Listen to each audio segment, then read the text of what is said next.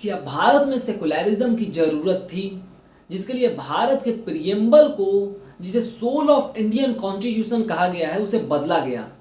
भीमराव अंबेडकर ने यह कहा था कि भारत के प्रियम्बल को कभी भी बदला नहीं जा सकता है। और क्या यह इतना इम्पोर्टेंट था कि इस प्रियम्बल को देश में इमरजेंसी के टाइम अमेंड किया गया? क्या सेकुलरिज्म का मतलब केवल माइनॉरिटी के रिलीजियस बिलीफ को हर्ट न होने देना है? सेकुलरिज्म केवल हिंदूज प्रैक्टिस कर रहे हैं and Muslims and Christians are practising their religion only?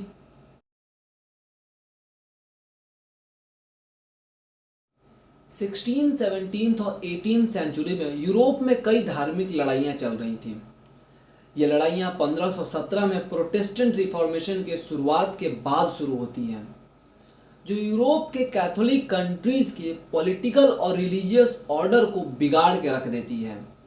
इनमें से सबसे इम्पॉर्टेंट लड़ाई जो है वो 30 ईयर्स वॉर इन जर्मनी है, जो कि 1618 से 1648 तक प्रोटेस्टेंट और रोमन कैथोलिक्स के बीच चलती है।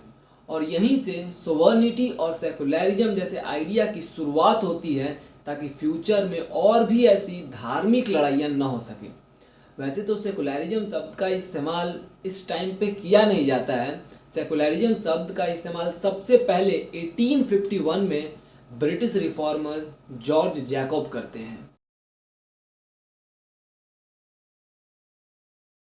आज़ादी से पहले भारत में सेकुलरिज्म से रिलेटेड दो आइडियोलॉजीज चल रहे थे।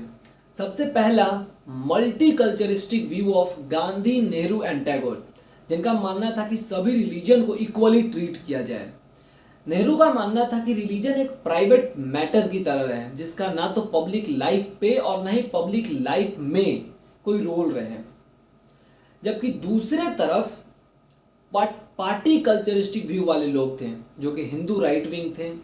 इनका मानना था कि वेस्टर्न सोसाइटी में लोग रिलीजन को एक प्राइवेट मैटर की तरह रख सकते हैं, लेकिन इंडिया जैसे देश में रिलीजन का एक प्राइवेट मैटर होना नामुमकिन है, क्योंकि भारत के लोगों के लिए कॉमन आइडेंटिटी के लिए रिलीजन ही एकमात्र जरिया है। क्योंकि कास्ट भारत में बहुत सारे हैं, जो कि कॉमन आइडेंटिटी के लिए एक सही तरीका नहीं है। फिर जब भारत को 1947 में आज़ादी मिलती है, तो उसके बाद गांधी के मल्टी कल्चरिस्टिक व्यू को अपनाया जाता है।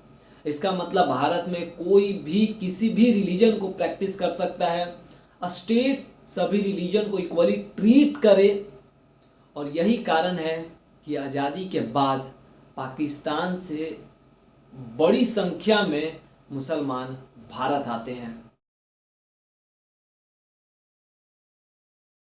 अगर अभी मैं आपसे ये सवाल करता हूं कि भारत में सेकुलरिज्म का असली डेफिनेशन क्या है, तो आपका जवाब क्या होगा?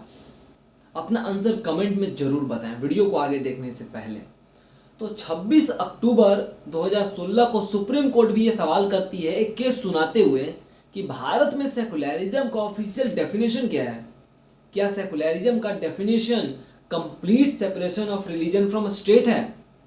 तो सुप्रीम कोर्ट की एक बेंच ये कॉन्क्लूड करती है कि नहीं, भारत में सेकुलरिज्म का official definition complete separation of religion from state नहीं है, बल्कि भारत में सेकुलरिज्म का ऑफिशियल डेफिनेशन ये है कि स्टेट सभी रिलीजन को इक्वली ट्रीट करे।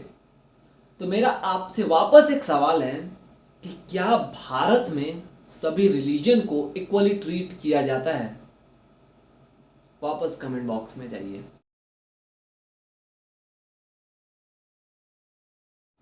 अब वीडियो का सबसे इंपॉर्टेंट पार्ट।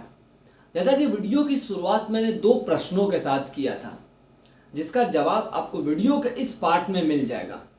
तो 15 नवंबर 1948 को प्रोफेसर केटी शाह संविधान सभा में यह आग्रह करते हैं कि भारत के संविधान में सेकुलर शब्द को जोड़ दिया जाए। इसके जवाब में एच.सी. मुखर्जी ये कहते हैं कि क्या हम सच में एक सेकुलर देश बनना चाहते हैं, और अगर हाँ, तो हम किसी को रिलीजन के आधार पे माइनॉरिटी नहीं कह सकते हैं, और हम अपने एक ही संविधान में माइनॉरिटी और सेकुलर को मान्यता भी नहीं दे सकते हैं।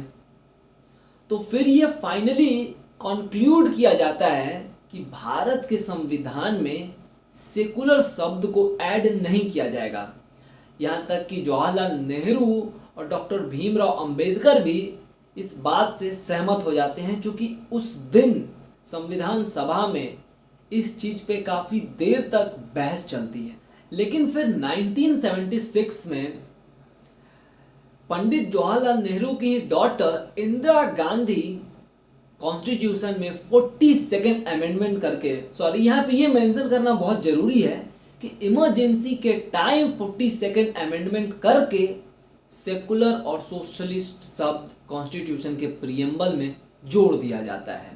ये काम पूरे ऑपोजिशन को जेल में बंद करके किया जाता है, ना तो इस पे कोई डिस्कशन की जाती है, ना तो इस पे कोई चर्चा किया जाता है, और ऐसे ही इतना बड़ा फैसला देश में इमरजेंसी के समय ले लिया जाता है।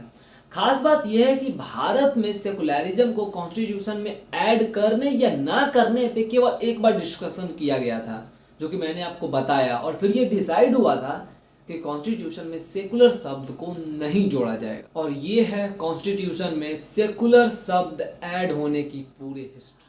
आज मेरा सवाल है भारत के उन हिंदू से जो खुद को सेकुलर बताते हैं, जो कि वो है नहीं, कि कहाँ जाते हैं ये लोग जब पाकिस्तान में हिंदू की संख्या 23% से घटकर 2% हो जाती है, बांग्लादेश में ये संख्या 13.5% से घटकर 8.5% हो जाती है।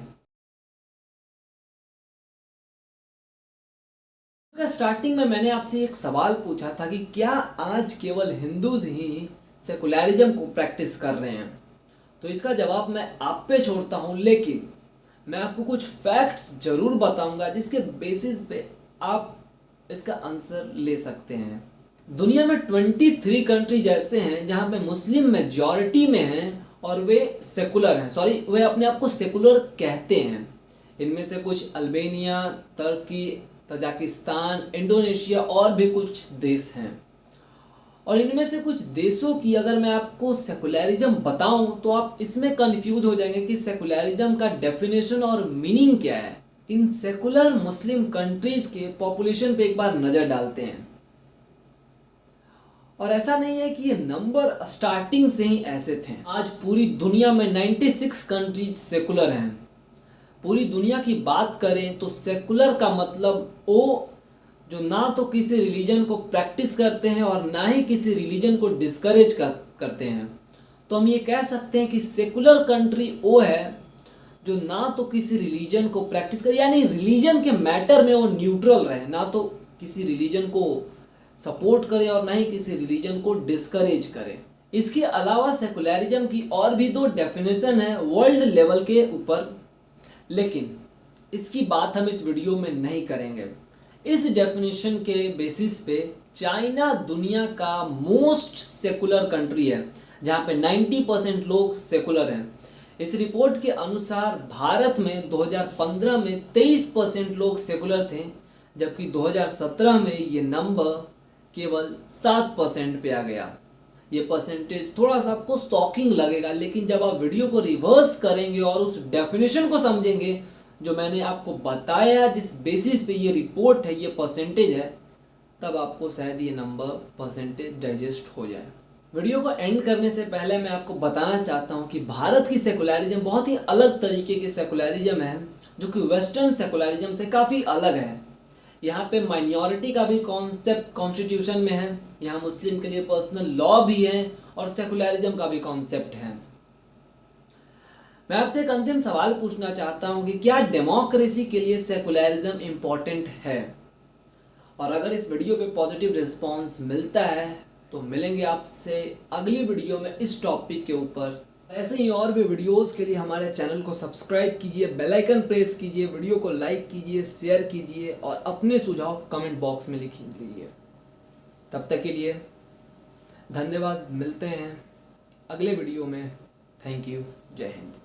क्या सेकुलरिज्म केवल हिंदू प्रैक्टिस कर रहे हैं? सेकुलरिज्म का मतलब केवल माइनॉरिटी के रिलीजियस बिलीफ को हर्ट ना होने देना। में 23 कंट्रीज ऐसे हैं जहां पे मुस्लिम मेजॉरिटी में हैं और वे सेकुलर हैं, सॉरी वे अपने आप को सेकुलर कहते हैं। भारत के उन हिंदू से जो खुद को सेकुलर बताते हैं, जो कि वो है नहीं। कि कहा जाते हैं ये लोग जवाहरलाल नेहरू की डॉटर इंदिरा गांधी, लेकिन इंडिया जैसे देश में रिलीजन का एक प्राइवेट मैटर होना नामुमकिन है। तो सुप्रीम कोर्ट भी ये सवाल करती है सेकुलरिज्म का ऑफिशियल डेफिनेशन क्या है।